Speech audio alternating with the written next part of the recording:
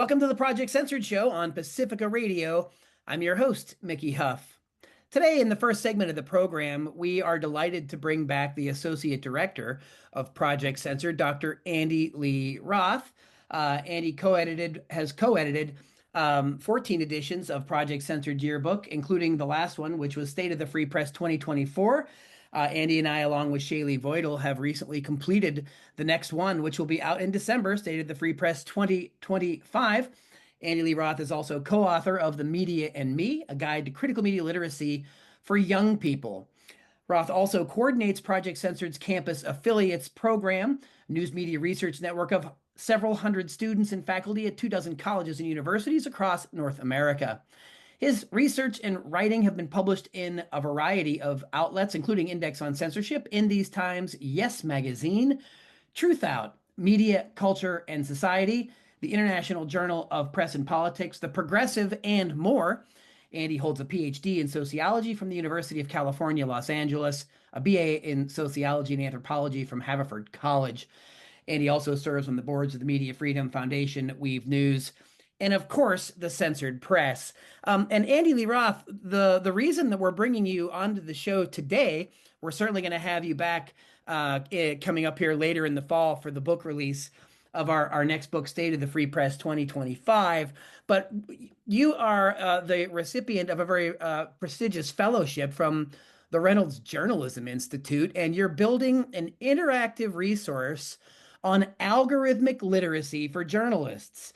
And I'm talking to you during Media Literacy Week. This show will air the following week. And even though a lot of the work that we've done at Project Censored around critical media literacy education, and we've done quite a bit of it, focusing on students and trying to help teachers.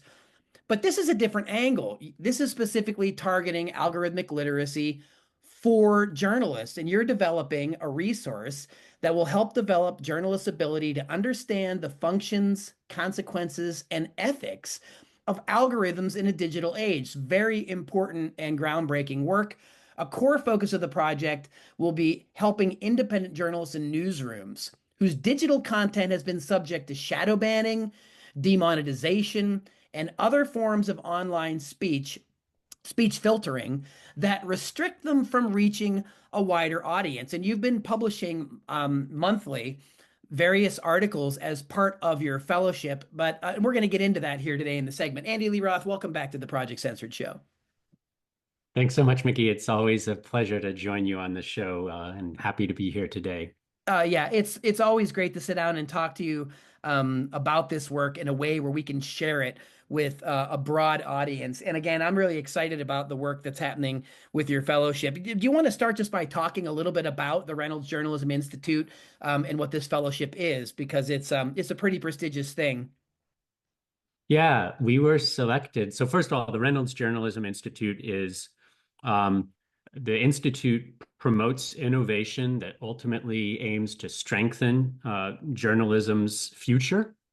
The institute is based at the University of Missouri. The Reynolds Journalism Institute was established in 2008, which was the 100th anniversary of the School of Journalism at the University of Missouri, which makes it one of the oldest formal journalism schools in the world. So every year, the Reynolds Journalism Institute puts out a call for proposals for projects that will serve that mission of strengthening journalism's future by coming up with innovations. And this year, we were fortunate enough to be selected. We were one of 7.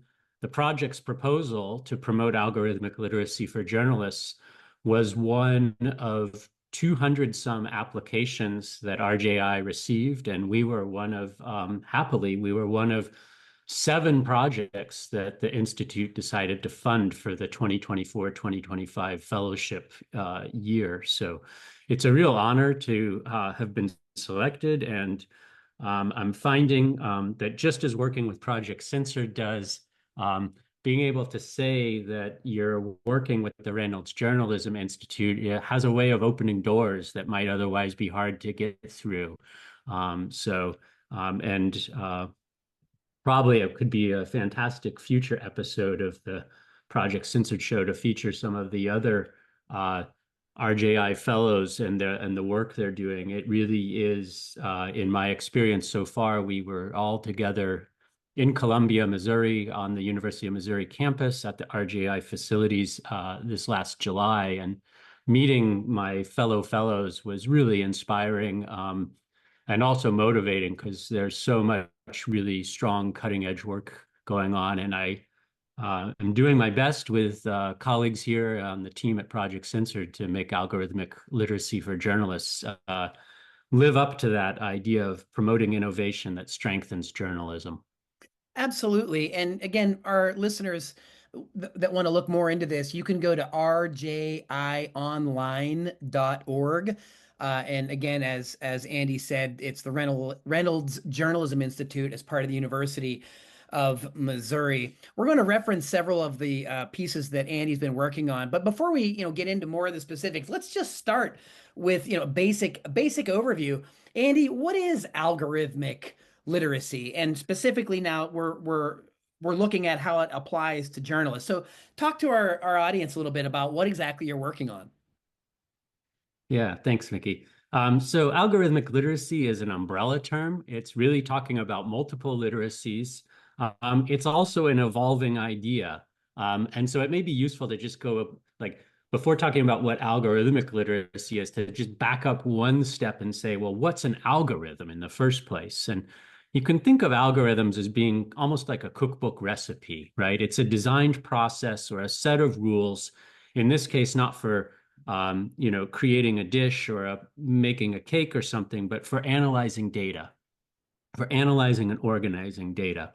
And algorithms are in effect baked into, to continue my food metaphors here, many of the tools that we use on the daily. So things like the news feed on a social media account, what's going on when you use a search engine to look up when was the last time the Dodgers and Yankees met in the World Series, and so forth and so on.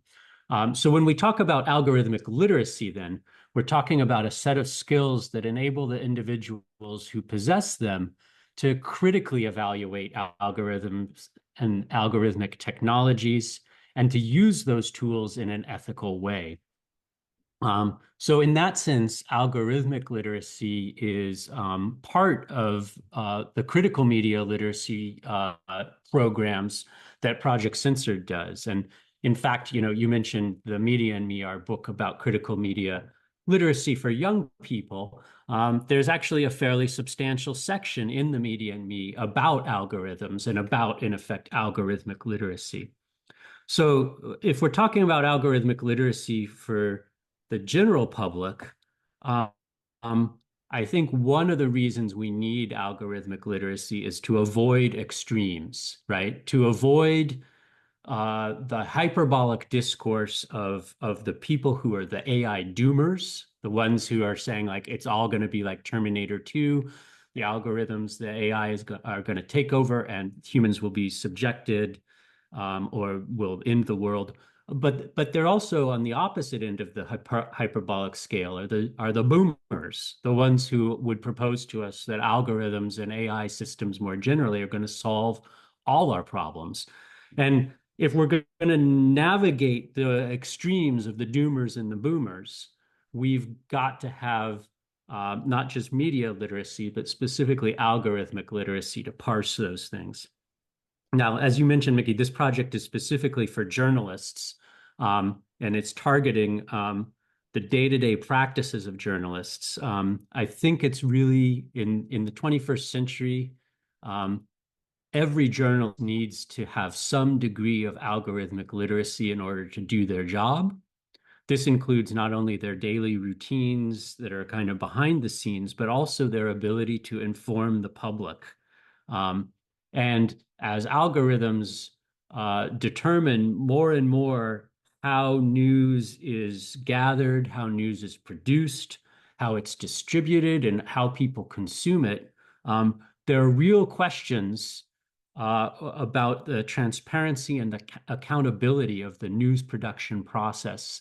And so that's what the kind of deep motivation for the Algorithmic Literacy for Journalists project. And so you have several installments at the RJI site. You're writing monthly sort of reports that have a certain focus.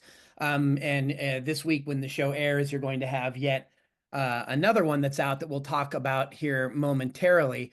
But just getting more specifically, can you talk about, and I know we've written about this before, and certainly you've written about this for years now, about the new gatekeepers, and we've written about big tech and new kinds of censorship.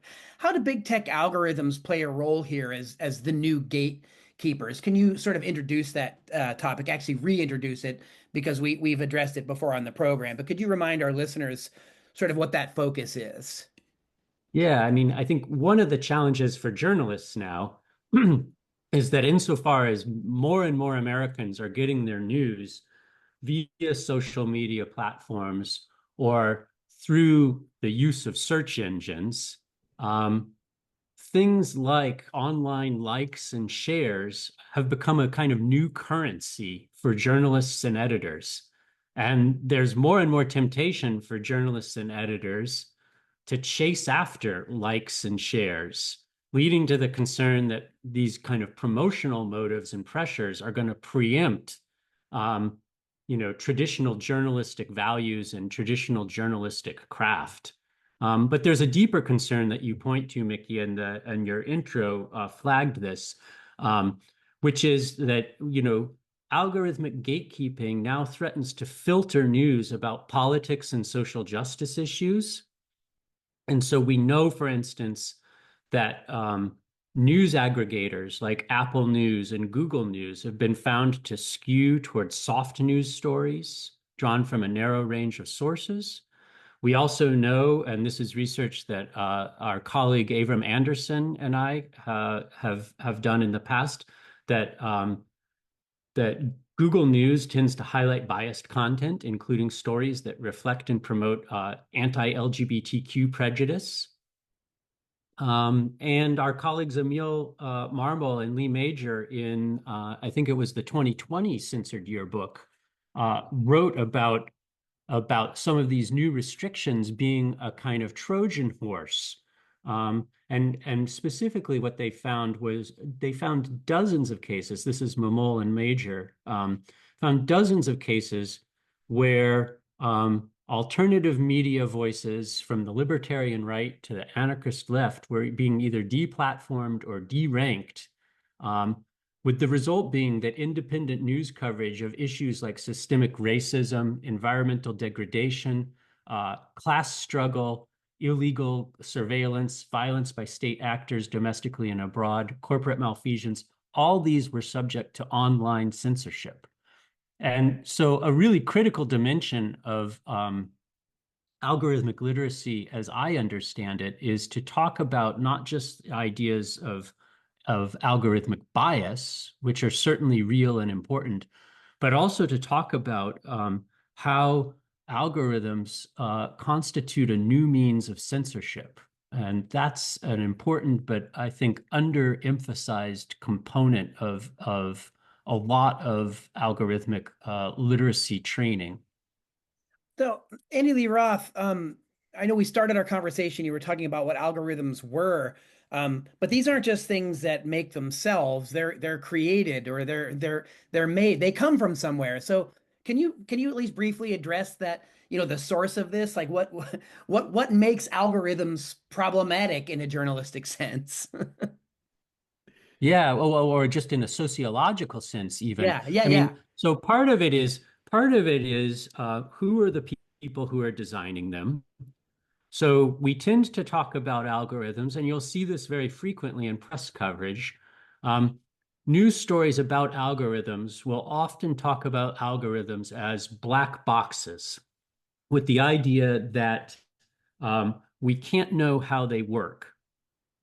And to some extent, that's true. Algorithms are protected by the people who develop them, the companies that develop them, as proprietary information. And in that sense, how they actually work is only indirectly known to most of us. But the reason that they're black boxes is part of the power equation and part of what I think if we talk about algorithmic literacy as the ability to critically evaluate these technologies. Well, part of that critical understanding includes why they're black boxes. They aren't black boxes because of technical reasons. They're black boxes because of power concerns. And these big platforms, so Meta and Google and Microsoft, aren't interested in opening up the algorithms to third-party inspection for bias. There have been multiple class action lawsuits by content creators, for example, on YouTube, trying to get access to the YouTube algorithm, not public access, but simply access to an independent third party to inspect the algorithm. And time and again, the courts have decided in favor of the big tech platforms. So that's part of the power dynamics that go in some ways way beyond the scope of the Algorithmic Literacy for Journalists project, but certainly have to be part of any meaningful discussion we have. One of the most fundamental questions that I think journalists can ask and that members of the public can also ask when we talk about algorithms is, how does the introduction of this new technology shift power? Mm. And certainly one of the ways that power is shifted is when developers use the notion of intellectual property and proprietary control of these algorithms, but that's perpetuated. That's perpetuated and in some sense enabled when journalists accept without asking about when journalists accept the idea of algorithms as black boxes without critically asking questions about why that's so. So that's a fascinating. So in other words, this is more of the justification for why the project you're undertaking is to provide this kind of context, background, education, and tools, for lack of a better term, so that journalists might better understand them, and maybe it'll lead them to ask different questions, more probing questions. Yeah, Yeah. So precisely. I mean, that's one of the major goals is to motivate journalists and to provide. Look, journalists, we're used to at Project Censored, we're used to dealing with most of our media literacy programming is designed for teachers and their students.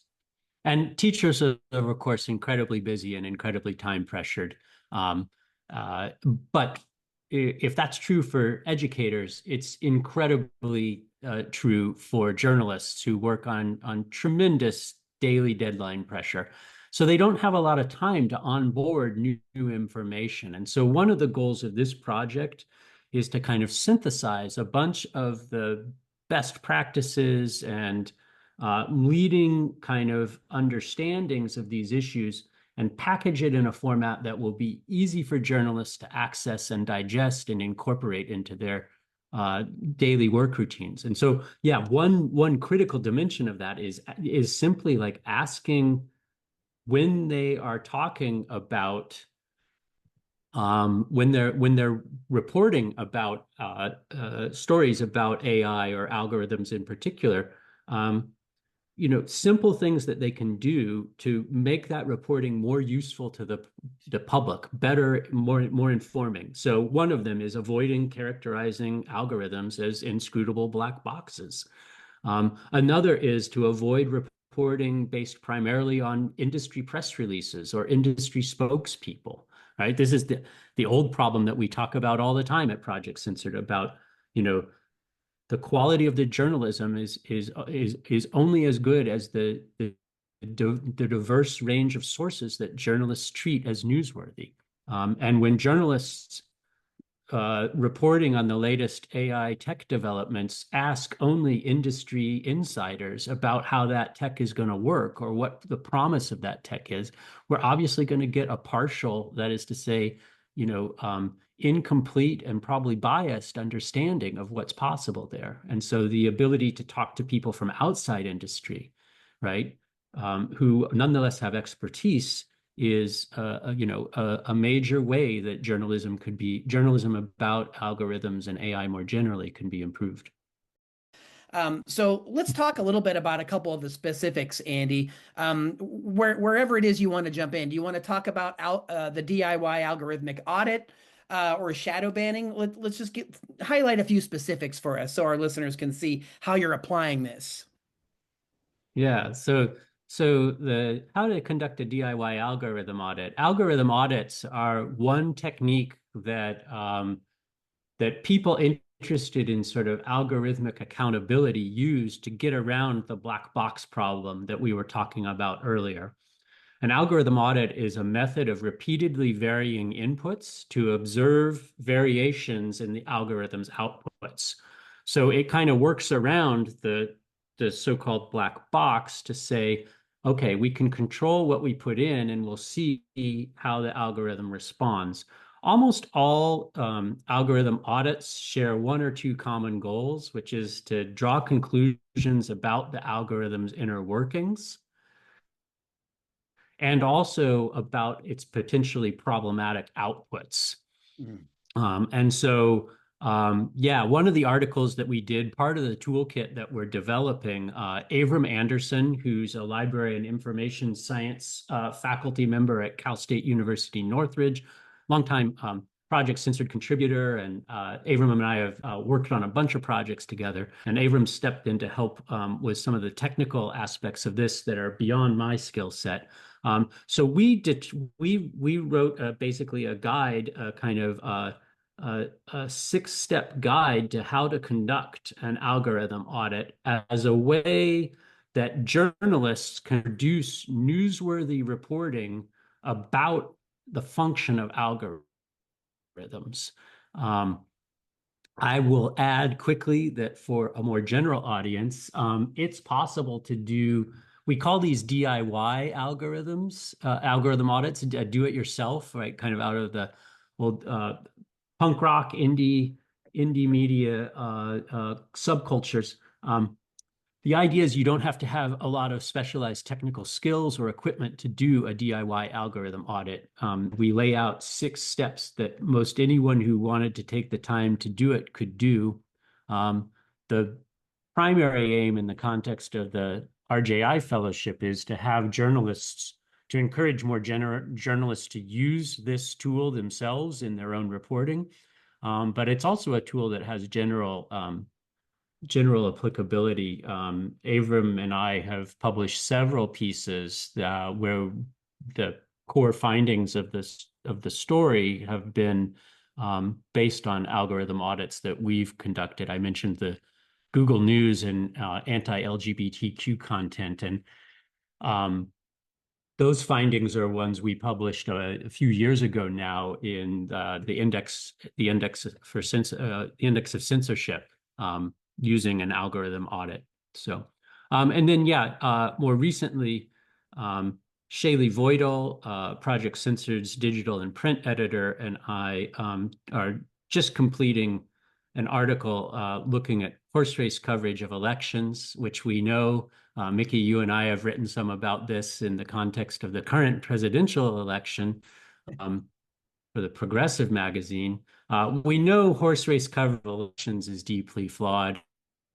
And the upshot of the article that Shaylee Voidal and I worked on is to look at lessons from flawed election coverage that uses horse race metaphors to improve reporting on new developments in AI technology, which often uses some of the same kind of horse race type conventions to characterize AI tech in terms of competition between either tech firms or nations, to the detriment of the public's understanding of what these new AI technology developments might actually entail. Well, Andy Roth, in that piece with you and Shaylee Voidal, you actually reference when you're talking about the horse race metaphor, there was an inclusion of how people that cover horse races had views on how that was being used in politics. You might want to remark upon that. Was fascinating. Yeah, that's a fantastic. It's a super creative thing, right? Right. So we know a lot about what's wrong about horse race coverage of elections, and I won't try to summarize the vast findings there, but except to say there's substantial research documenting that the voting public, electoral candidates, and the news industry itself all suffer when journalists cover elections using horse race frames. So the article you're alluding to, Mickey, is a piece by a journalist named Annie Aguilar, who earlier this year filed a great report for Poynter. What Aguiar did is talk to actual horse race journalists, people who cover horse racing as reporters for a living, to ask them what they made of actual horse race election coverage. And it's a really clever article. And if you point your web browser to Poynter and look for what do horse race journalists think of horse race journalism, you'll find yourself on the verge of a very good, interesting read. So, election coverage, we're in the midst of a fierce election, a fierce, consequential, fateful election season right now. We're seeing no shortage of horse race coverage, but the kind of starting point for the article that Shaylee and I have written is that horse race metaphors, or a variant on them, arms race metaphors, are rife in most news reporting about AI tech developments. Mm. So, is Apple being left behind in the development of programs like ChatGPT, and so forth and so on. And you see the same kind of language and metaphors that we see in election coverage being duplicated in journalism about AI tech developments. And Yeah, with we argue the same problem. Journalists rely on this trope because it's attractive and simple to understand, but it leaves the public with an incomplete understanding of what the implications of these tech developments actually are. exactly. In other words, the meat of the story, rather, or how it's affecting the public as well as the journalistic profession in itself. And you have some tips for improved coverage, right? You don't just call out the issue as like, hey, this is a problem. You and Shaylee Boyd will actually have some suggestions about how issues around AI could be covered, including exposing bias in AI systems. Or you mentioned about how it is very difficult for policymakers to keep up with the technology itself. So these are very reasonable issues, and you're trying to come up with pragmatic ways to address them. Andy Lee Roth. Yeah, yeah. I mean, one of our recommendations is just about language use. We recommend being cautious of equating an AI tech a development in AI tech with an advance or progress, right? Just because it's in a development doesn't mean it's an advance, doesn't mean it's progress. Um, but racing metaphors facilitate kind of unjustified claims about future progress, because in a horse race, the horses are always moving towards the finish line. Mm. But tech doesn't develop that way, right? As Sayash Kapoor, who's one of the authors of a fantastic new book, AI Snake Oil, put it to us, horse races are run on tracks where progress happens in straight lines. But that's not true for AI progress. And so these kind of equating any development in AI technology with an advance or with progress is one of the ways we get kind of this hyperbolic public discussion about algorithms and AI more generally, right? The idea that it's this is the road to the apocalypse or this is the road to salvation. Either of those come when we don't critically assess, is this development actually an advance? Does this represent progress? Oh, the And techno again, like utopian is thinking back to themes in the media and me, our book about, our book that's for young people, but really is for anyone who cares about how media works in our lives. Encouraging that kind of healthy skepticism towards this new technology and these social platforms that are driven by algorithms, is part of being an engaged consumer and an engaged community member. Yeah, I mean, a critically media literate citizen in the digital age. You mentioned healthy skepticism, Andy Lee Roth, and there's a few minutes left, and I wanted to get to one other facet of some of the research you've been doing for the Reynolds Journalism Institute as part of your fellowship.